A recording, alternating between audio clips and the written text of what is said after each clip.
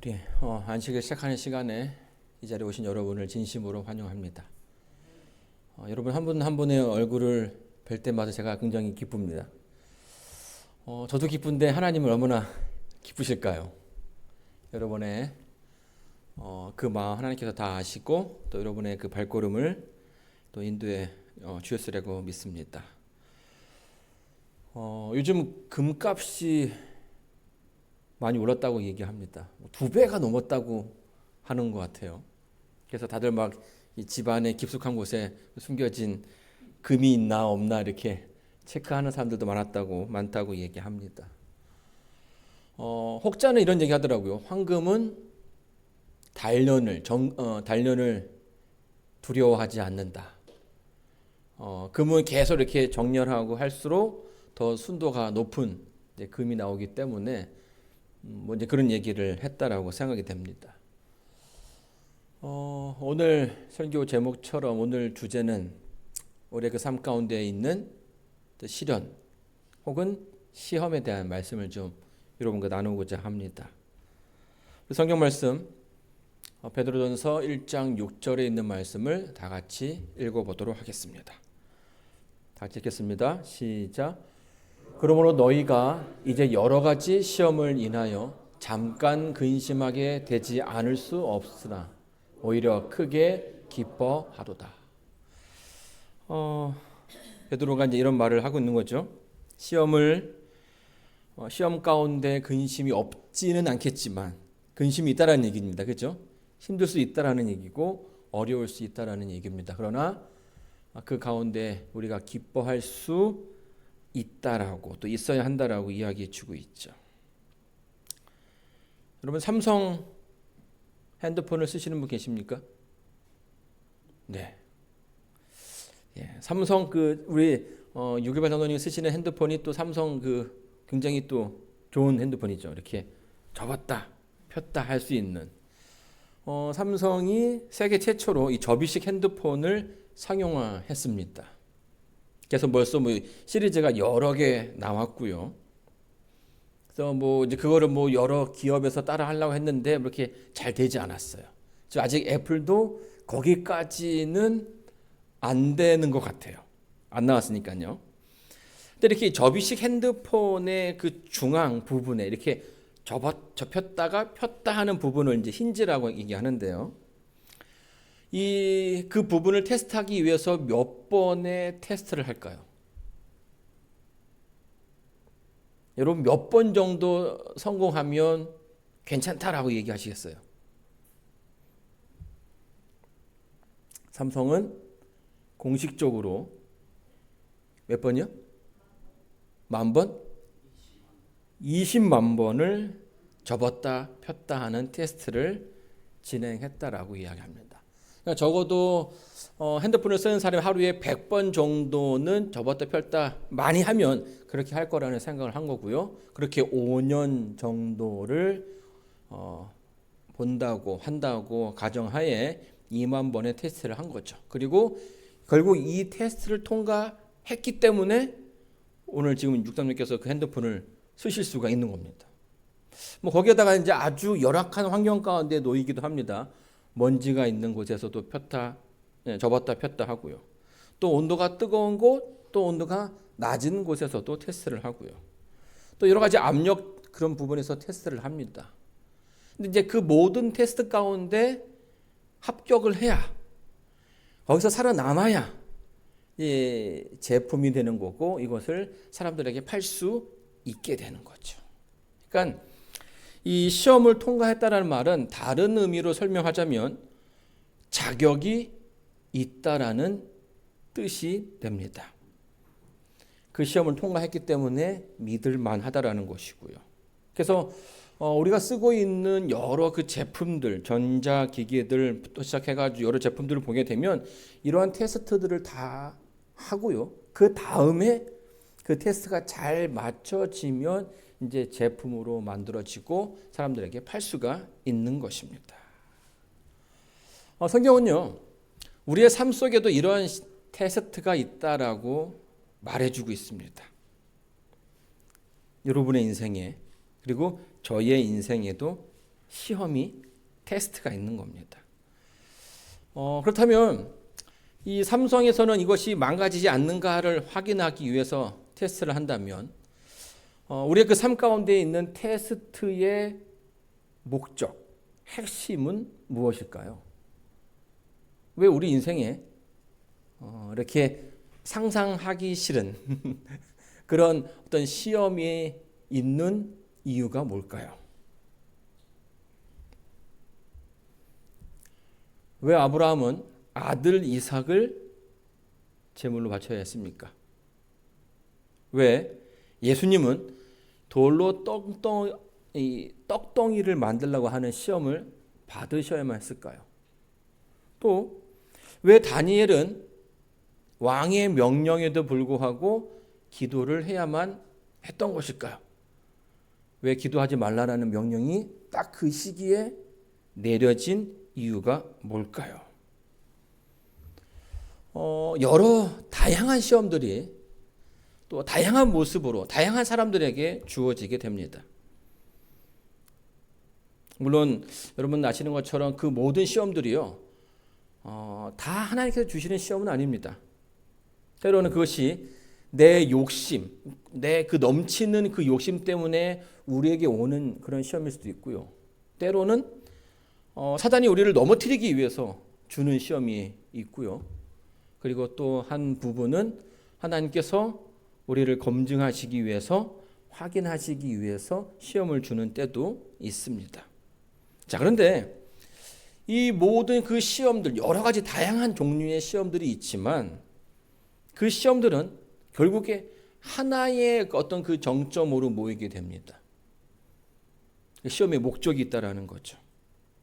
그 목적은 뭐냐면 과연 우리에게 우선순위가 어디에 있느냐를 물어보는 시험이라는 것입니다. 자, 어떤 사람은요, 돈과 하나님을 비교하기도 합니다. 누가 더 중요한가? 돈이 중요한가? 하나님 말씀이 중요한가? 또 어떤 사람은요, 자기의 욕구를 하나님의 그 뜻 앞에 두기도 합니다. 하나님께서 어떤 진리의 말씀을 했음에도 불구하고 그것은 내 생각과 다르다라고 하면서 하나님께서 원하시는 그 길이 아니라 자기가 생각하는 그 길로 나서는 사람들이 있다라는 거죠. 또 어떤 사람은요, 자기가 살기 위해서 쉽고 빠른 길을 선택하기도 합니다. 시험의 모습은 우리의 약점이 다 다르듯 사람들에게 그 다가오는 모습들이 다 다릅니다. 똑같은 시험의 모습으로, 똑같은 모양으로 우리에게 다가오지 않는다라는 거예요. 여러분, 껌 좋아하십니까? 제 고등학교 시절에는 항상 이 주머니에 이 주시 후레쉬 껌이 있었습니다. 그냥 껌 씹는 걸 굉장히 좋아했습니다. 그런데 지금은요, 이 껌을 씹지는 않아요, 제가. 그 이유는 어느 순간 제가 부종교합이라는 사실을 알게 됐어요.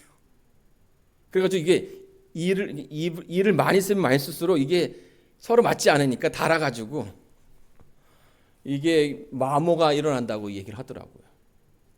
저녁에도 저는 잘 때 그 나이트 가드를 쓰고선 이렇게 잠을 잡니다. 그러다 보니까 예전에 그렇게 좋아했던 이 껌을 지금은 씹지 않아요. 근데 저희 와이프는 지금도 껌을 좋아합니다. 그러니까 저한테는 좀 부담이 되는 것인데 저희 와이프한테는 그렇지 않다라는 거예요. 그런데 저희 와이프는요, 이 카페인이 들어가는 음료를 잘 못 마셔요. 그래서 녹차라도 거기에 좀 이 카페인이 있으면 그날 저녁은 잠을 못 잡니다. 근데 저는 카페인이 들어가는 음료를 마시고도 잠을 너무 잘 자요. 그래서 제가 이제 뭐 학생 때 남들이 뭐 이렇게 뭘 마시면 잠이 안 온다고 해가지고 막 했는데 한 번도 성공한 적이 없어요. 누군가에게는 그것이 시험이 될 수 있지만 또 다른 누군가에게는 그것이 시험이 되지 않는다라는 거예요. 왜냐하면 우리는 서로 다른 환경 가운데 있고요. 다르기 때문에 그 시험도 다른 모습으로 다가온다라는 거예요. 나한테는 시험이 안 되는 것이 다른 사람에게는 시험이 될 수 있고요. 그 사람에게 시험이 안 되는 것이 나에게 시험이 될 수 있다라는 거예요. 그래서 우리가 이 시험을 만나는 사람들한테 그거 왜 그까짓 거 뭐 이렇게 얘기한다라는 것이 참 잘못된 그런 접근 방식이라는 거죠. 여러분, 우리는 서로 다른 삶을 살고 있습니다. 그래서 시험도 다르게 오게 되는 거예요. 그런데 이 다른 모습으로 다가오는 시험이지만 결국 다시 또 이렇게 모아보면 한 가지로 귀결된다는 것입니다. 하나님을 더 사랑하느냐? 내가 하나님을 더 사랑하는가? 내가 지금 고민하는 것보다 더 하나님을 사랑하느냐에 대한 그런 질문을 우리가 이제 받게 된다라는 거예요. 여러분, 우리가 이제 시험 가운데요, 원칙이 있고 그 원칙 가운데 바로 서게 되면 사실은 이 시험은 시험이 되지 않습니다. 흔들릴 필요가 없다라는 거죠. 그런데 그것이 나에게 시험이 되고 그 가운데 내가 흔들린다는 말은 무슨 말이에요? 내가 그 부분에 약하다라는 거죠. 그래서 여러분, 이제 자신들의 어떤 그 인생을 좀 보시면요, 내가 늘 넘어지는 부분에서 넘어지는 것을 경험하게 됩니다. 다른 부분이 아니에요. 항상 그 부분. 근데 그 부분을 한번 이기고 일어서면 그 뒤로부터는 그 시험이 더 약해진다라는 거예요. 마태복음 19장 22절을 보게 되면 한 청년이 나옵니다. 이 청년은 예수님의 그 말씀 듣기를 너무나 좋아했던 청년이었고요. 어려서부터 율법을 아주 잘 지켰던 그런 청년이었습니다. 그래서 예수님께로부터 칭찬 듣는 그런 제자가 되기를 원했지만 예수님께서 뭐라고 했습니까? 그 재물을 팔아서 이웃을 도와달라고 하는 그 얘기 가운데 이 청년의 결정은 뭐였냐면 그분과 함께 가지 못하겠다라는 결정을 내렸다라는 거죠. 근데 그 이유가 뭐예요? 재물이 많아서. 하나님의 말씀을 따를 수가 없는 거죠. 그래서 그 말씀을 듣고 근심하며 돌아갔다라고 이야기합니다. 그럼 부자들이 천국에 가기 어렵다고 하는 이야기가 이런 말들을 근거로 해서 나오는 것입니다. 돈이라면 영혼도 팔 수 있는 세상 가운데서 이 돈보다 하나님을 더 사랑한다는 것은 결코 쉬운 일은 아니죠. 그런데 여러분, 이것이 다 그렇지는 않다라는 거예요. 성경에도 보게 되면 세리 마태는요, 자기의 부와 명예를 두고 예수님을 따라 나섰습니다. 삭개오도 똑같은 모습을 보여줬죠. 오히려 자기의 어떤 그 지난 과거를 돌이키면서 토색한 것이 있으면 4배, 5배로 갚아주겠다라고 약속하는 그런 모습을 보여주기도 해요. 성경에 등장하는, 요한복음 3장에 등장하는 니고데모도 그런 인물이었죠. 가진 것이 많은 사람이었지만 그 가진 것보다 더 많이 하나님을 사랑했기에, 예수님을 사랑했기에 그들은 하나님을 따를 수가 있었다라는 거예요.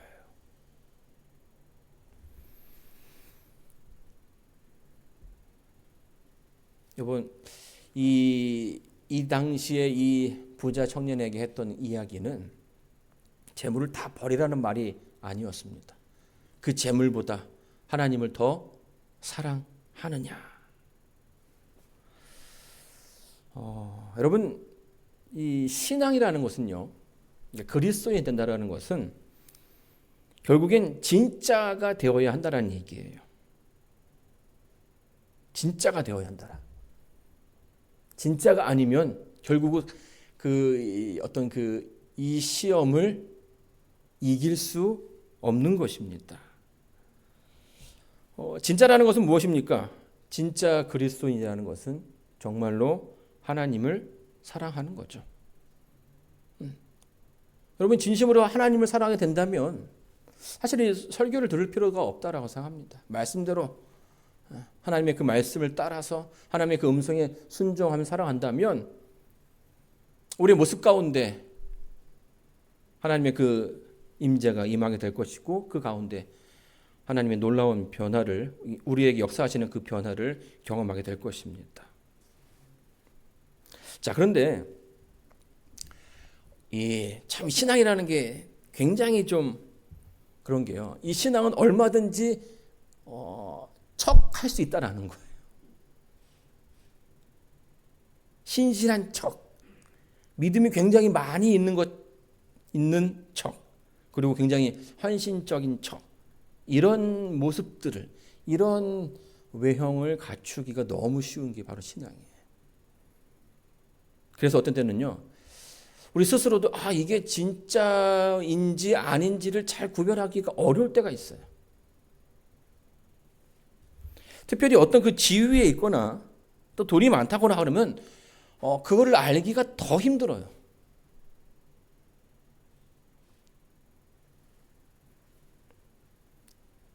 뭘 알기가 힘들까요?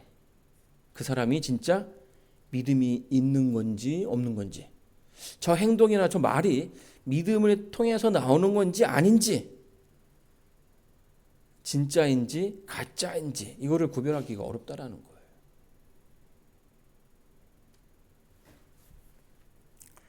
여러분, 이 부자들의 삶이 왜 쉬운지 한번 예를 들어 보겠습니다. 지금 가스값이 얼마나 하죠? 4불, 5불, 5불 넘어갔죠. 이제 4불에서 5불 정도 되는 것 같아요. 여러분, 예전에 이제 팬데믹 끝난 다음에 갑자기 기름값이 확 올라간 적이 있어요. 그때 기억하십니까? 7불, 8불 때까지 갔어요. 정말 무서운 때였죠. 근데 그때 보니까요, 그 주유소에 가득을 넣는 사람들이 많지 않더라고요. 미국에서는 항상 가득 넣어서 다니는데, 이게 이제 기름값이 갤론당 7불, 8불 하니까 사람들이 그냥 어느 정도 넣고 그냥 가더라는 거예요. 근데 그 이유가 뭘까요? 가득 채울 수가 없는 거예요. 너무, 그러니까 자기가 이 가스 값을 위해서 쓸 수 있는 버짓이 있는데 이미 그 버짓을 넘어갔기 때문에. 여러분, 이런 것들은요, 아주 조금만 올라도요, 그 가운데 흔들리는 사람들이 있습니다. 돈이 없으면 음식을 살 수가 없겠죠. 그러면 어떻게 될까요? 돈이 생길 때까지 굶어야 될까요? 아니면 살기 위해서라도 물건을 좀 훔쳐야 될까요?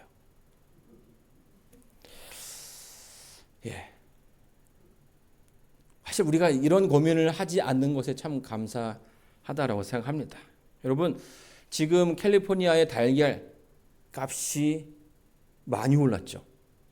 살 수가 없어요, 이제. 근데 이제 뉴스 보니까 그 달걀을 사기 위해서 막 이렇게 왔는데 없으니까 그 달걀을 갖기 위해서 싸우는 그런 장면이 뉴스에 나오기도 했습니다. 또 저 아래 지방에서 이렇게 밀수를 하기도 하고요.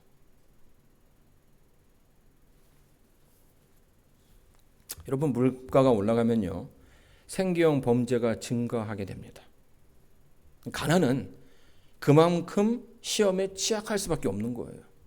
여러분, 물론 이제 가난하다고 해서 다 범죄를 저지르는 것은 아닙니다. 그러나 가난이 이 시험과 더 가깝게 만들고 있다는 거예요. 많은 사람들이 시험에 가깝게 위치하게 한다는 거죠. 자, 반면에 부자는 그렇지 않습니다.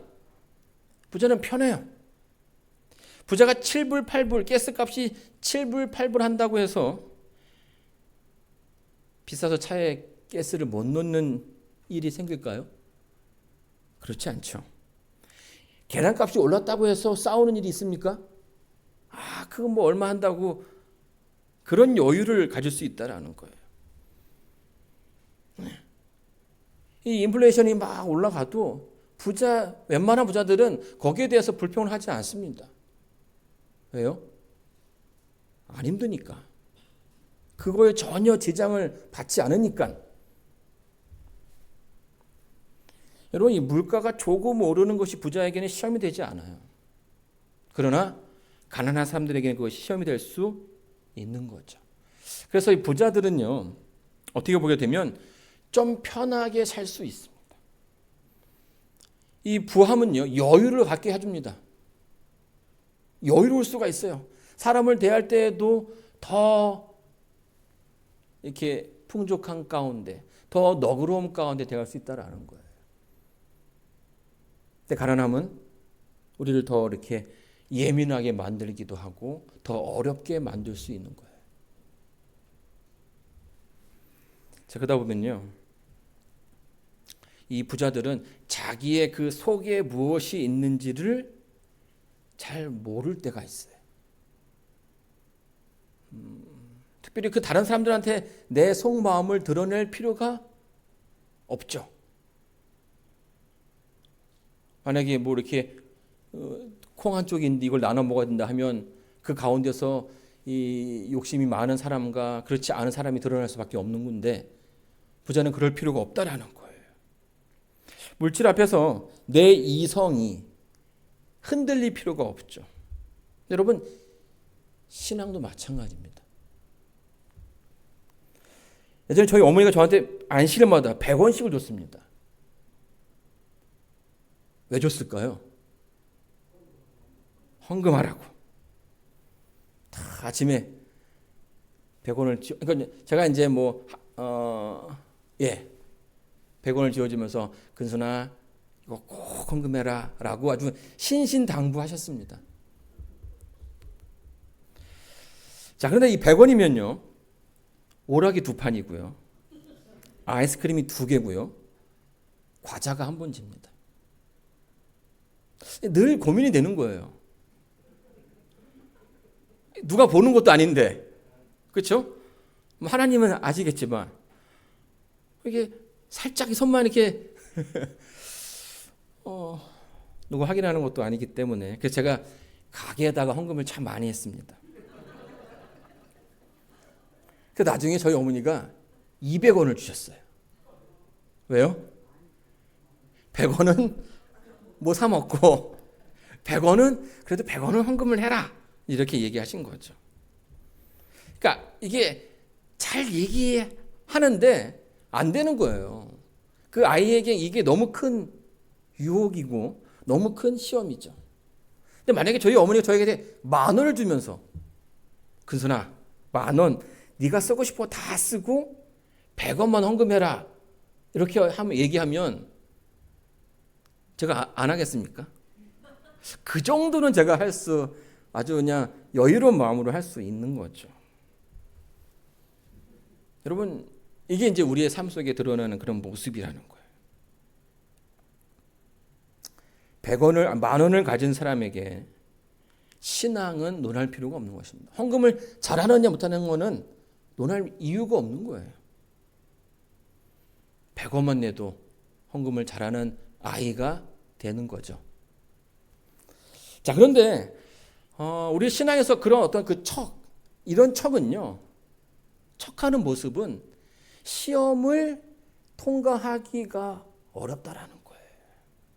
반드시 거기서 걸려지게 되는 거예요. 왠지 아십니까? 진짜를 구별하기 위한 그런 테스트인데 진짜가 아니기 때문에 그 길을 지나가기가 어렵다라는 거죠. 그 척은 진짜가 아니고요, 그 척은 우리의 신앙이 아니기 때문입니다. 여러분, 우리가 위기의 순간 가운데 하나님께 온전하게 의지하지 못하는 것은 아직 우리가 하나님의 어떤 그 사랑에 대해서 잘 알지 못하기 때문일 수 있습니다. 여러분, 왜냐하면 신앙은요, 우리의 모습은, 우리의 어떤 그 신앙은 하나님을 믿는 그 믿음의 기초에서 만들어지는 것인데, 그것이 제대로 되지 않으면 그 길을 지나가기가 어렵다라는 거예요. 그런데 우리가 교회를 다니면서도요, 진짜가 아닌 모습으로 살아갈 수도 있다라는 거예요. 다른 사람들이 보니까, 우리 엄마가 얘기하니까, 이런 여러 다양한 이유들이 존재하게 되는 거죠. 자, 그러면 우리의 신앙이 이게 진짜인지 아닌지를 언제 확인할 수 있느냐? 그 답이 바로 시험이라는 거예요. 여러분, 우리의 인생이 시험이 없을 수는 없습니다. 그렇죠? 자, 그러면 우리 인생이 나에게 주어지는 그 시험의 정답은 뭘까요? 정답. 제가 답을 다 알려드리려고 하는 거예요. 우리에게 주어지는 그 시험의 정답은 뭡니까? 하나님은 사랑이시다. 하나님은 나를 사랑하신다. 여러분, 이것을 알게 된다면, 이것을 알고 이것을 깨닫게 된다면 우리가 더 이상 그 시험 가운데 흔들릴 필요가 없는 거죠. 그 답을 알고 있으면 억만금을 줘도, 세상이 너무 재미있어도, 누가 나를 때려 죽인다 해도 그 가운데서 흔들릴 필요가 없는 거예요. 여러분, 사실 뭐 이게 따지고 보면 우리 인생에서 그렇게 시험이 많지는 않습니다. 제가 많지 않은 것 같아요. 제가 이제 목회를 나가기 전에는 뭐 이런 고민들 저런 고민들 했던 것 같은데, 막상 목회를 나와 보니까 이런 고민을 한 적이 거의 없던 것 같아요. 또 미국에 오고 나니까 더 그런 것 같아요. 세상이 너무 살기 좋은 거죠. 그렇죠? 근데 이제 이 만족스러운 삶 가운데 하나의 문제가 있는데, 내가 지금 내 신앙의 그 바닥에, 밑바닥에 무엇이 있는지를 잘 모를 때가 있다라는 거예요. 이게 지금 내 믿음인 건지, 아니면 누가 나를 보기 때문에 그냥 저기 마운틴뷰 교회 목사니까 그렇게 하는 건지, 때로는 이게 좀 이렇게 헷갈릴 때가 있다라는 거예요. 내가 정말 하나님을 사랑하는 건지 아닌지, 진짜인지 아니면 그냥 흉내 내는 것인지, 어려서부터 전 다녀서 이렇게 하는 것인지, 하나님을 사랑해서 자원하는 마음으로 하는 것인지 구분이 안 될 때가 있다라는 거죠. 근데 우리의 삶 속에서 그것을 확인하기가 그렇게 그런 경우가 많지는 않습니다. 오늘 좀 제 얘기를 좀 해볼까 하는데요. 제가 이제 처음에 목회를 나갔을 때, 그러니까 내가 그 가지고 있는 것이, 왜 이렇게 신앙을 하게 되면 이렇게 그 껍데기가 많아지거든요. 그 껍데기를 하나씩 걷었을 때 맨 마지막에 남는 게 무엇인지를 한번 경험할 수 있는 기회가 있었어요. 제가 이제 목회를 처음 나왔을 때 아주 작은 시골에서 시작을 했습니다. 정말 소수였어요. 그러니까 이제 그 목회도 처음 나왔고 소수이기도 하니까 이 성도님 한 분 한 분이 얼마나 귀한지 모르겠습니다. 자, 그런데 이제 시간이 좀 지나니까 한 그 장로님 네 분이 저희 교회로 이제 이사를 오셨어요. 이사 오신 건 아니었는데 오셨어요. 근데 그 당시에 한국에 어떤 게 있었냐면 3대 평가라는 게 있습니다. 3대 성장, 11금, 안교 출석 생수, 침례자. 이게 이제 그 작년보다 올라가면 성장한 거고, 작년보다 떨어지면 불려가는 거죠. 불려갑니다. 그런 가운데 이제 한 장로님 부부가 이사를 오신 거예요. 제가 얼마나 기뻤겠습니까? 지금 2명이 늘어난 거 아닙니까? 그죠? 거기다가 그 아이들까지 포함하면 4명이 4명. 근데 옆 교회에서 있던 분이기 때문에 워낙 또 성실하시기도 하고요. 또 굉장히 나이스한 그런 분이셨습니다. 그래서 제가 정말 좋아했어요. 그분을 너무 의지했습니다. 그러니까 그분과 있는 그 시간이 너무 행복했던 거예요. 그 작은 교회에서 목회하는 저에게 이 어둠 가운데 비춰진 한 줄기 빛처럼 여겨지는 그런 존재였다라는 거예요. 그런데 이분이 1년도 채 되지 않고서 다시 온 교회로 돌아가신다라는 거예요. 그것도 이 1년이 다 맞춰진 게 아니라 뭐 안교장도 하고 뭐 선교회장도 하고 했는데 갑자기 5월 이 정도에 다시 가시겠다고 딱 얘기를 하시는 거예요. 그러고 나서는 그냥 싹 네. 이 모습이 바뀌었죠. 그때 그 실망감이란 마치 이 실현당한 느낌, 그런 느낌이었어요.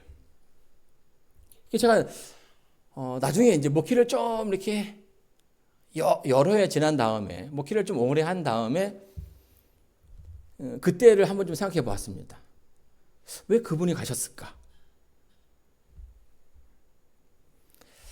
그래서 이제 그때 느꼈던 제 그 대답은 내가 너무 이 목회는 하나님의 그 교회를 하나님의 그 뜻대로 섬기는 곳인데 내가 너무 그분들을 의지한 건 아니었나라는 생각이 드는 거예요. 그분들이 마치 정답인 것처럼 제가 막 그냥 이 마음을 그냥 100%다 그냥 줬으니까요. 나중에 이제 그게 이제 알게 됐습니다. 자, 그런데 안 좋은 일은 이 한 번에 같이 온다고 그러죠. 장로님이 그렇게 가셨어요, 부부가. 근데 그로부터 이 작은 교회에 분란이 일어나기 시작했어요. 어떤 한 부부가 그분들이 떠난 이유가 뭔지 아시냐고 물어보는 거예요. 목사님이 교회가 사랑이 없어서 그렇다고. 근데 뭐 그분이 늘 그런 말을 하시는 분이었는데 이 앞에 이 장로님 네 분이 가시고 난 다음에 그 말을 들으니까 이게 저한테 너무나 큰 상처로 다가온 거죠. 그 타격감이 달랐습니다. 상처가 되었고요. 또 그 말을 하는 분이 그런 가운데 이 교회를 비난하기 시작했어요. 그리고 그 비난이 또 이 목회자에게 또 향하게 되겠죠. 그리고 그 비난이 분노로 바뀌기 시작했고요. 나중에는 분노가 폭발했습니다. 폭발. 이분은 그 전부터 막 와이프를 막 이렇게 막 대하는 그런 분이었어요. 때리기도 하고 막. 참, 이 미국에서 말도 안 되는 일인데 이제 한국에서는 그런 일이 있었습니다. 정말 말이 안 통하는 분이었습니다. 근데 제가 이제 인준도 안 받았으니까 목회 경험이 전혀 없는 상황 가운데서 그런 어려움을 갖게 되니까 너무 힘든 거예요. 사실은 신학교에서 이제 그런 걸 배우지는 않았거든요. 뭐 어느 책이 뭐 좋다, 뭐 이렇게 뭐 이 책은 뭐 썼다, 이런 걸 배웠는데 그런 갈등 가운데서 어떻게 해야 되는지를 배운 적이 없는 거죠. 할 줄 아는 게 없었어요. 근데 분명히 그 분위기가 이거 뭔가 큰 일이 터지겠구나는 그런 그 느낌만 제가 가지고 있었습니다. 의지했던 장로님 부부도 떠나갔고 이제 아무도 의지할 게 없다라는 생각이 드니까 앞에 캄캄했죠. 철저하게 이제 혼자가 되는 그런 경험을 했습니다. 과연 끝까지 나에게 남아있는 것이 무엇일까? 이 일을 어떻게 해결해야 될까? 이런 생각을 하게 된 거죠. 근데 이제 그때 정말 제가 이제 마음을 의지할 데가 없다라고 생각하는 그 순간에 이 폭풍전 고요라고 갑자기 제 주변에 이게 뭐 논리적으로 설명할 수는 없습니다. 그냥 시간이 약간 좀 느리게 흘러가는 것 같은 그런 느낌 가운데 한 음성이 들렸습니다. 기도해야 된다.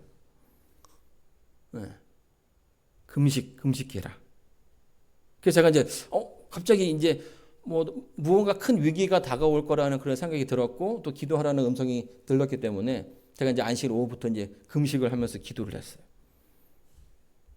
일요일, 월요일, 그리고 이제 화요일. 한국은 보통 화요일도 예배를 드리죠. 뭐 화요일 저녁 예배가 준비를 했는데 막 이제 기진맥진한 겁니다, 제가. 3일을 넘겼으니까. 겨우 그 지친 몸과 마음을 가지고 화요일 예배를 마쳤어요. 여기까지 아무런 일이 일어나지 않았습니다. 그런데 문제는 그날 밤에 터졌어요. 한 통의 전화가 왔습니다. 그 분노에 찬 집사님이 전화를 하면서 지금 당장 나를 제가 이제 자기네 집으로 와야 된다라는 거예요. 그래서 내일 날이 밝으면 교회로 오십시오라고 얘기했는데 말이 안 통해요. 그리고 계속 자기 와이프를 통해서 얘기를 하는 겁니다. 목사님 안 오시면 저 큰일 납니다. 안 오시면 저 큰일 납니다. 뭐 이렇게 이제 얘기를 하는 거예요. 그래서 진정시키고 사장님 괜찮으니까 내일 아침에 두 분이 같이 오시라고. 그리고 끊었어요. 그리고 잠이 들었습니다. 그런데 잠을 잘 자고 있는데 갑자기 그 바깥에서 이 차량 그 서치라이트가 싹 비춰오는 거예요. 저희 그 사택이 이제 1층이기 때문에, 그리고 교회랑 바로 몇 표 붙어 있어요. 불빛이 보이기 시작했어요. 그리고 누군가 그 교회의 그 식당에 있던 그 가구들, 이 가구들을 이렇게 끌고 오는 거예요. 드르르 하면서. 그때 사택 옆에다가 이렇게 하나씩 쌓아두는 거예요. 그리고 자세히 보니까 거기 이게 이제 이 화가 나는 그 집사님이 그걸 다 끌어다가 하나씩 쌓아두는 겁니다. 장롱도 있고 뭐 해가지고 이렇게 거기다가 휘발유를 붓고선 불을 붙였어요. 그러니까 사탄 옆에서 안방에 자고 있는데 이 불길이 막 올라오는데 뭐 아주 그냥 나처럼 대나처럼 밝은 그런 그랬습니다. 그래서 막 저희 이 부부가 막 무서워가지고 이제 벌벌 떨고 있었죠. 이게 혹시나 사택이 바로 옆에 있었기 때문에 붙을까봐. 근데 이제 이 광경에 바로 앞에 있는 또 장로님이 사시거든요. 나오셔가지고 이렇게 왜 그러냐고 막 하는데 말이 안 통해요. 참 아주 길고 긴 그런 밤이었죠. 그래서 저희 부부는 아마 그날을 잊지 못하고 있습니다. 결국 이제 그들이요, 그 두 부부가 자정을 넘겨서 돌아갔어요. 그리고 이제 아침이 돼서 다시 한 통의 전화가 걸려왔습니다. 저희 와이프가 받았어요. 이 통화가 굉장히 좀 길어졌죠. 그 가운데 그동안의 어떤 그 사정, 교회에 어떤 일이 있었는지, 그리고 목회자로서 왜 이렇게 행동해야 되는지에 대한 얘기들을 막 이제 와이프가 막 뭐 이렇게 얘기를 했죠. 근데 그러면서 이제 모든 얘기가 잘 마무리된 거예요. 다시 와가지고 뭐 눈물 흘리면서 이렇게 회개하고 용서로서 이야기가 잘 맞춰졌습니다. 그러니까 모두가 예상할 수 있는 그런 결말이긴 하지만요. 그것이 저의 인생에 있어서 굉장히 큰 경험이었다라는 거예요. 그 순간에 내가 왜 기도를 했는가 하는 거죠. 우리가 이제 제가 이제 신학교 다닐 때 이제 배웠습니다. 그런 부분에 대해서 힘들 때 기도해야 된다.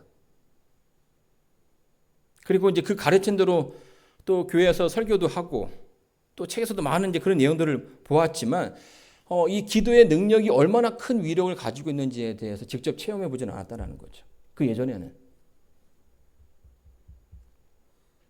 제가 또 너무 한 장로님 네 분을 의지했던 터라 그들이 사라지면 그들이 없기 때문에 이 문제를 해결할 수 없다라고 제가 생각했던 것 같아요. 근데 그날 그 사건은 저에게 내가 정말로 누구를 의지해야 되는지를 알게 해 주셨다는 겁니다. 그 마지막에 하나님을 놓지 않고 의지했을 때 이 사건이 어떻게 마무리되는지를 몸소 보게 해 주신 거죠. 참 감사하게도 이 커플 하나씩 다 풀어 헤쳐 보니까 그 마지막에 기도해야 된다라는 그것이 제 가운데 있었고 또 저를 이렇게 인도해 주신 하나님의 그 능력 가운데 하나님을 강하게 붙잡을 수 있었습니다. 여러분 시험이라는 것이요 굉장히 우리에게 유쾌한 그런 경험이 아닙니다. 그 시험을 당하는 사람들은요 때로는 숨쉬기도 힘들고 밥을 먹기도 힘들고 남들이 잘 알지 못하는 그런 위기 가운데 있다라는 거예요. 그리고 이제 그런 순간들을 우리도 이제 보내면서 지내면서 왔다라는 거죠. 그래서 함부로 우리에게 그런 시험이 꼭 필요합니다라고 얘기하기가 정말 어려워요. 그런데 그런 가운데서 성경은 그런 가운데서 기뻐할 이유가 있음을 말해주고 있습니다. 시험이 어렵지만 이 시험이요, 또 어려운 때만 다가오는 것은 아닙니다. 오히려 더 무서운 시험은 이 여유로울 때, 모든 것이 풍족할 때, 그럴 때가 또 우리들에게 큰 시험으로 다가온다라는 거예요. 이 시험은요, 풍족하고 배부를 때도 찾아옵니다. 그리고 어쩌면 이것이 우리들에게는 더 큰 시험이 될 수 있어요. 옵션이 많아지면 그만큼 의지할 게 많아진다는 것이고, 그러면 하나님을 찾아가는 그 길이 더 힘들어질 수 있습니다. 없을 때에는 그냥 아무것도 없기 때문에 하나님만 찾을 수 있는데, 의지할 게 많으면 그게 다 안 된다는 것을 경험한 다음에 가기 때문에 늦어지는 거예요. 여러분, 이 로미오와 줄리엣 아시죠? 세기의 사랑을 한, 굉장히 뜨거운 사랑을 했습니다. 이 두 가문의 반대에도 불구하고요, 그들은 뜨거운 사랑을 나누죠. 그래서 모든 이 연인들이 이 연인을 부러워합니다. 그들의 그 뜨거움을 부러워하고 그렇게 뜨겁게 사랑하기를 원하죠. 여러분, 이 커플이 공식적으로 사랑한 기간이 얼마인지 아십니까? 일주일이에요, 일주일. 일주일입니다, 일주일. 만약 이 두 가문이 이 두 연인의 사랑을 허락해 주었다면 그들은 결혼했을까요? 그때 당시에 로미오의 나이가 16입니다.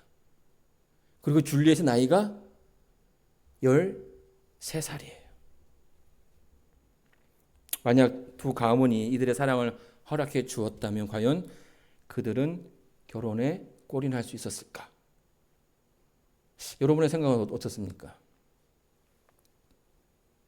여러분, 오히려 어려울 때가 더 뜨거워지는 그런 경험이 있어요.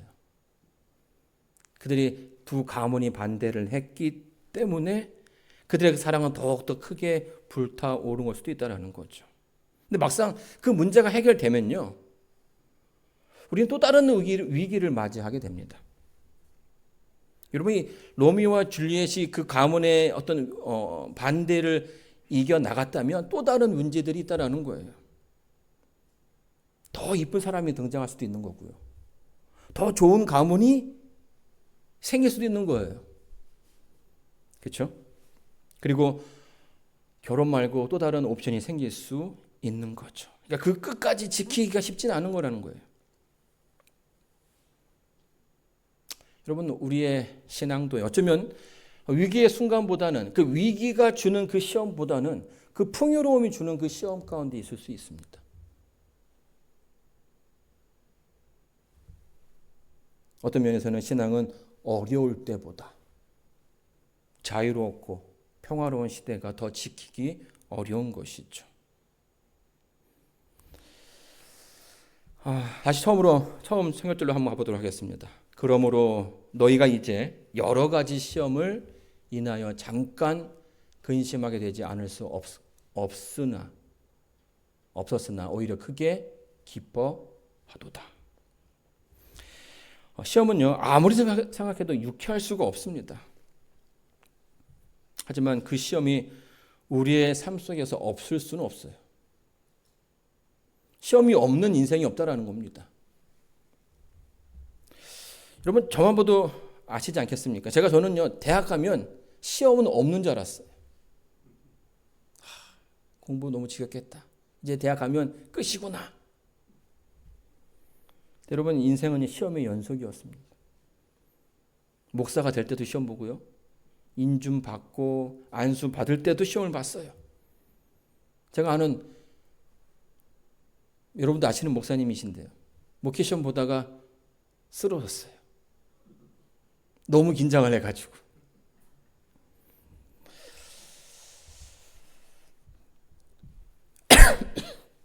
여러분, 영어는 어떻습니까? 한국은요, 영어 하지 않아도 충분히 할 수 있는 거 아시죠? 저는 정말 영어를 쳐다보지도 않을 거라는 생각을 했습니다. 근데 여러분, 제가 영어 때문에 끝까지 발목을 잡히고 있더라고요. 제 인생 영어는 정말 큰 도전이고 큰 시험이었습니다. 근데 여러분, 이 시험을 피할 수가 없더라고요. 피할 수 없는 시험이면 어떻게 됩니까? 즐겨야겠죠. 여러분, 이 반복되는 시험 속에서 어쩌면 우리 인생은 더욱더 단단해질 수 있는 거예요. 맷집이 생기고요. 굳은 살이 배기고 실력이 향상됩니다. 그래서 여러분, 제 주변에 미국에 이제 목회 나오는 친구들, 또 후배들이요. 저를 엄청 부러워합니다. 왜 부러워하는지 아십니까? 영어를 잘해서가 아니에요. 제가 영어를 잘해서 부러워하는 게 아니라 영어를 쓸 수 있는 그 상황 가운데 있다라는 것. 저한테는 굉장히 큰 어떤 시험인데 그 사람들 그걸 굉장히 부러워하는 거예요. 왜요? 지금은 힘들 텐데 이 3년, 4년, 한 5년쯤 지나면 뭘 그리는 거예요? 그 시험이 이 영어 못하는 우리 김근수 목사를 영어 좀 할 수 있는 목사로 바꿔주지 않을까라는 그런 기대를 하고 있는 거죠. 힘들겠지만 결국 이겨낼 거라는 그 가정들을 다 하고 있는 거예요. 하나님께서 우리에게 그 시험을 허락하실 때에는 힘들지 않다라고 얘기하시지 않았어요. 그런데 그 가운데 기뻐하라고 이야기해 주고 계셔요. 그것이 우리의 그 삶 속에 더 많은 것을 줄 수 있기 때문이라는 겁니다. 욥이 이런 얘기를 했죠. 나의 가는 길을 오직 그가 아시나니 그가 나를 단련하신 후에 내가 정금같이 나아오리라. 사랑하는 성도 여러분, 물론 우리가 굳이 그 시험 가운데 들어갈 필요는 없다고 생각합니다. 하지만 내가 원치 않는 그 시험 가운데 있다 할지라도 우리가 너무 크게 실망하거나 낭망할 필요가 없어요. 오히려 그럴 때일수록 그 시험을 이용할 수 있는 그런 믿음이 필요합니다. 과연 내가 가지고 있는 것이 무엇인지 살펴봐야 한다는 거죠. 내 믿음의 그 밑바닥에 무엇이 있는지, 이게 진짜인지 가짜인지, 나는 정말 이 신앙을 우선순위 높은 곳에 두는지, 하나님을 내 삶 속에 가장 높은 곳에 두는지 그때야말로 확인해 볼 수 있다는 거예요. 제가 여러분께 답을 다 알려드렸습니다. 하나님이 우선이에요. 하나님을 선택하시면 됩니다. 하나님께서 이끄시는 곳으로 가시면 됩니다. 그러면 말씀처럼 정금같이 나오게 되실 겁니다. 저는 답은 말씀드릴 수 있습니다. 그런데 어떻게 대한 답을 드릴 수는 없어요. 그 답은 누구에게 있습니까? 하나님께 있는 거예요. 우리 인생에서 가장 좋은 길로 인도하셨던 하나님께서 여러분을 인도해 주실 것입니다. 시험 가운데, 그 어려움 가운데서도 그분은 늘 그 믿는 자들을 이끌어 오셨다라는 거예요. 여러분의 그 삶 속에서 만났던 그분을 놓치지 마시고요. 그분을 만났던 그 경험들을 잊지 마시고 하나님의 그 뜻 가운데서 매 순간마다 하나님을 선택하는, 그래서 이 욥의 간증이 여러분의 그 간증이 되기를 바라면서 오늘 말씀을 마치겠습니다.